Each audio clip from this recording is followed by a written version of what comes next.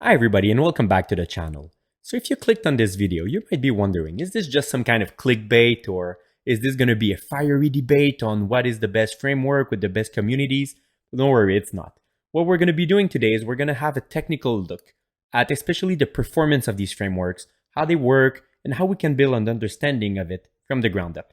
So let's get started. So why are we even comparing these two frameworks? Let's start on the basis that these are both frameworks that can build all types of web application and that they are both available server-side or client-side. Let's first jump with React. The initial purpose of React was to build highly dynamic pages where the changes to the DOM, or the document object model, would be frequent. It would work by allowing you to describe your components and application in JSX, an augmented JavaScript syntax that translates HTML-like code into function calls to the React library. On the other hand, Svelte is a framework that was born and created by Rich Harris to help cut back on the amount of JavaScript sent to the browser. To accomplish this, Harris developed Svelte into a framework that aims to produce less JavaScript to achieve dynamic interfaces. But how exactly do these two frameworks accomplish these dynamic features? Let's take a simple scenario like increasing a counter. In React and JSX, you will implement a state hook, create an on-click handler, and then render your state variable. React here will create a representation of the intended HTML that this would need. This is called the virtual DOM. We'll then look at the HTML while you want to render this and try to see if anything is missing. It will then delete, create, or update HTML as needed to maintain the real HTML in line with the desired virtual DOM. Generally, this is what we mean when we say React is rendering a component or an application. On the other hand, in Svelte, you're not writing JSX, you're instead writing files in a template. While this template looks and feels like React, they are not being passed down to the runtime library directly.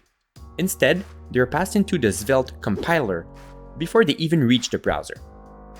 The Svelte compiler will then look at all the styles, the dynamic values, or the JavaScript you want to execute that is included in the template, and it will produce a custom JavaScript code that will constitute your application.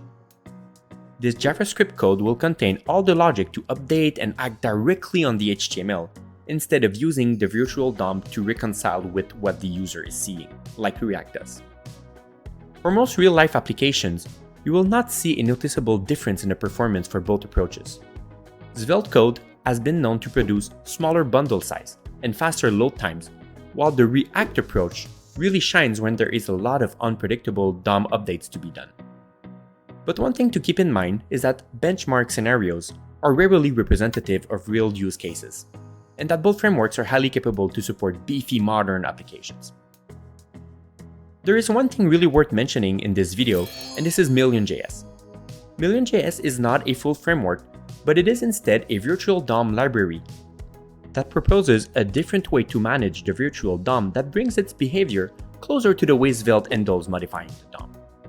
This requires a video on its own, but I think it is really awesome to see that 10 years into the existence of the React ecosystem, and this community is still evolving and really driving the innovation. But let's wrap up our exploration and understand each framework. To do so, we're going to dive into server-side capacities for each.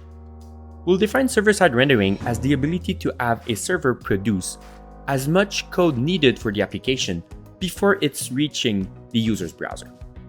In the case of Svelte, the compiler generates both a server-side and client-side version of the code needed to generate your application. It will proceed to execute a version on the server and send it to the browser. The browser bundle will then take over and proceed to hydrate your application in making sure the component behaves as you wrote it. React is quite similar, but recently they introduced server components. Prior to server components, the first render was quite heavy and hydration was complex. Server components introduced the ability to send components over with zero bundle size, which is a much welcome addition.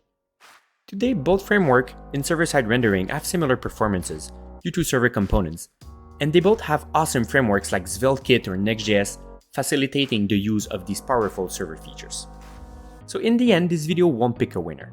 It was mostly meant to be an informative way to explain how both of these frameworks render and send JavaScript to the client.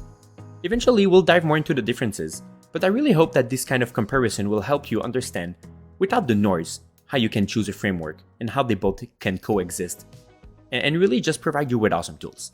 Thank you and have a great day.